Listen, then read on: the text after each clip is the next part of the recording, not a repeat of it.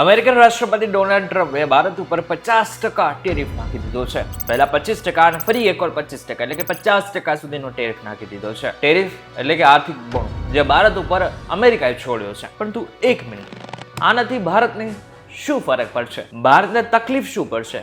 મારા અને તમારા જેવા સામાન્ય માણસો ઉપર આ ટેરિફની શું અસર થશે? જાણીશું આજના ખાસ વિડીયોમાં.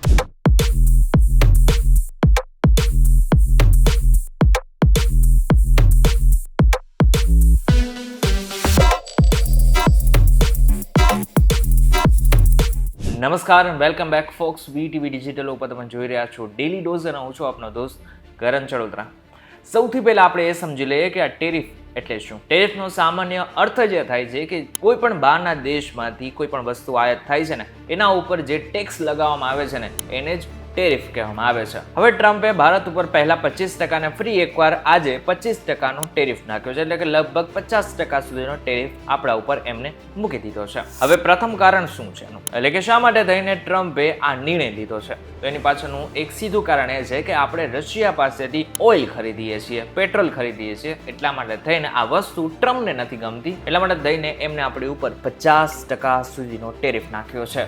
રોઇટર્સના અનુસાર આ ટેરિફ 7 ઓગસ્ટ 2025 પછી 21 દિવસમાં અમલમાં આવશે અને તે ભારતની $87 બિલિયન નિકાસ પર પ્રભાવ પાડશે. હવે આપણે અમેરિકા સાથે જે પણ વ્યવહાર કરીએ છીએ, વેપાર કરીએ છીએ, એ લગભગ $190 બિલિયન છે. એમાંથી આપણું જે નિકાસ છે એ લગભગ $87 બિલિયન છે. 50% ટેરિફનો અર્થ એ છે કે ભારતીય નિકાસકર્તાઓને વધારાના 43.5 બિલિયનનો ખર્ચ થશે. આનો સીધો મતલબ એમ થયો છે કે અત્યારે અમેરિકામાં જે ભારતની વસ્તુ વેચે છે ને, ટેરિફ લગાવ્યા બાદ એ વસ્તુ ખૂબ જ મોંઘી થઈ જશે. ભારતની જીડીપી વૃદ્ધિ 0.2% થી 0.3% સુધી ઘટી શકે છે, જે $3.3 ટ્રિલિયન જીડીપીની રકમને આધારે 6.6 બિલિયન થી 9.9 બિલિયન સુધીનું નુકસાન પહોંચાડી શકે છે. હવે આપણે ટેરિફથી નુકસાન આ બધી જ વસ્તુ કરી રહ્યા છીએ, પરંતુ એકચ્યુઅલમાં ભારતના કયા ક્ષેત્રો છે કે જ્યાં આની અસર થઈ શકે છે એની વાત કરીએ.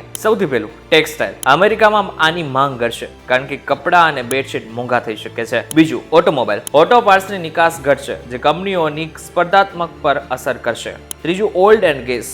પેટ્રોલિયમ પ્રોડક્ટ્સની નિકાસ ઘટશે, જે ઉદ્યોગને નુકસાન પહોંચાડી શકે છે. ચોથું ફાર્માસ્યુટિકલ.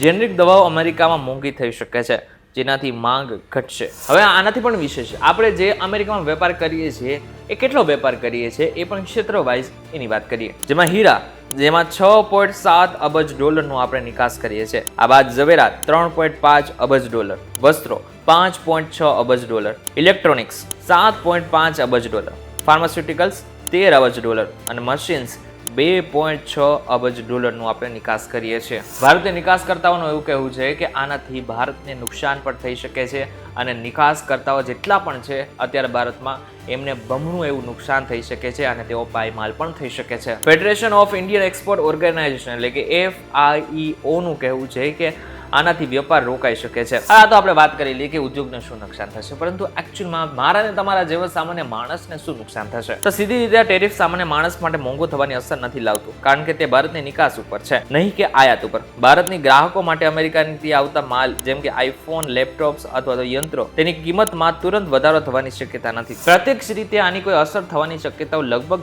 નહીવત અત્યારે માનવામાં આવી રહી છે, પરંતુ પરોક્ષ રીતે આની અસર થઈ શકે છે, કારણ કે આપણું ભારતનું જે નિકાસ છે, મેં તમને જેવી રીતે અગાઉ કીધું, $87 બિલિયન સુધીનું છે. એટલે સમજી શકાય કે આના ઉપર જો અસર થશે તો નિકાસકર્તાઓને અને આપણું જે નિકાસ થાય છે એની ઉપર કેટલી ગંભીર અસર થઈ શકે છે. ઇકોનોમિક્સ ટાઈમ્સ અનુસાર textiles, automobile, oil and gas અને ફાર્માસ્યુટિકલ ક્ષેત્રમાં રોજગારી પર પ્રભાવ પડવાની શક્યતા છે, જે સામાન્ય માણસની ખરીદી ક્ષમતા પર અસર કરી શકે છે. હવે જેવી રીતના અમેરિકા આપણી ઉપર ટેરિફ લગાવે, એવી રીતના ભારત પર બની શકે આગળના સમયમાં ટેરિફ અમેરિકા ઉપર લગાવે, વધારાનો ટેરિફ લગાવે. પરંતુ એનાથી શું થશે? જે આઈફોન આવી રહ્યા છે આપણી પાસે, જે મશીન્સ આવી રહ્યા છે, જે લેપટોપ્સ આવી રહ્યા છે, એના ઉપર ભાર વધશે અને બની શકે કે આગળના સમયમાં એ મોંઘા થઈ શકે. હાલમાં ભારત સરકારે આવું કોઈ પગલું લીધું નથી અને તે નિકાસકર્તાઓ માટે રાહત પગલાં જેમ કે વ્યાજ ભરણી અને લોન ગેરંટી ધ્યાનમાં લઈ રહી છે. જોકે તમને જણાવી દઉં કે ભારત કોઈનાથી ડરે એવું છે નહીં. ભારત સરકારે સીધો આનો જવાબ પણ આપ્યો છે. તેમણે કહ્યું છે કે ખેડૂતો, નાના વેપારીઓ અને આની સાથે MSME સાથે જોડાયેલા જેટલા પણ ઉદ્યોગો છે એને કોઈ પણ પ્રકારનું નુકસાન અમે નહીં થવા દઈએ.